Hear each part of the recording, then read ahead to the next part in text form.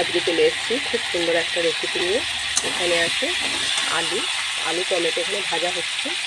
আলু টমেটো দিয়ে খুব সুন্দর একটা রেসিপি তৈরি দেবো। আর চর্বি আছে সঙ্গে, আলু টমেটোর সাথে চর্বি।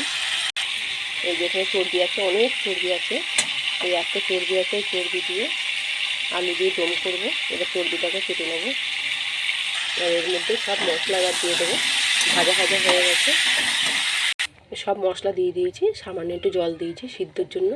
এবার চাপা দিয়ে রেখে দেবো সিদ্ধ করার জন্য। এই যে আলুগুলো অনেকটা সিদ্ধ হয়ে গেছে। এবার চর্বিগুলো সব দিয়ে দেবো। এই যে এখানে চর্বিগুলো সব পিচ পিচ করে কেটে নিয়েছি। এবার ভালো করে ধুয়ে নিয়ে এবার দিয়ে দেবো আলুর মধ্যে।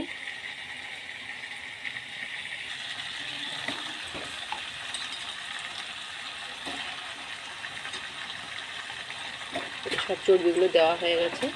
এবার দিয়ে ভালো করে আলুর সাথে চর্বি দিয়ে ভালো করে কষে নেব। এই যে আলু চর্বি সব কষানো হয়ে গেছে। এবার জল দিয়ে দেবো। এই যে আলু চর্বির তরকারিতে জল দিয়ে দিয়েছি, কষানো হয়ে গেছে। এবার চাপা দিয়ে রাখবো সিদ্ধ করার জন্য। এই যে আলু দিয়ে চর্বি দিয়ে তরকারিটা হয়ে গেছে।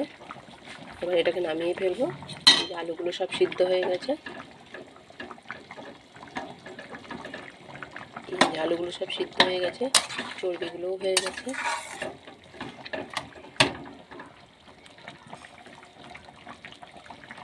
এই যে আলু দিয়ে চর্বির তরকারিটা হয়ে গেছে। এবার এটাকে নামিয়ে ফেলবো। এই যে আলু চর্বি দিয়ে দমটা হয়ে গেছে, নামিয়ে ফেলেছি। খুব সুন্দর হয়েছে রেসিপিটা। অবশ্যই পুরো ভিডিওটা প্রথম থেকে শেষ পর্যন্ত দেখবেন। কেমন হয়েছে অবশ্যই জানাবেন। ভালো লাগলে একটা লাইক করবেন। আশা করি ভালো লাগবে। খুব সুন্দর একটা রেসিপি হয়েছে।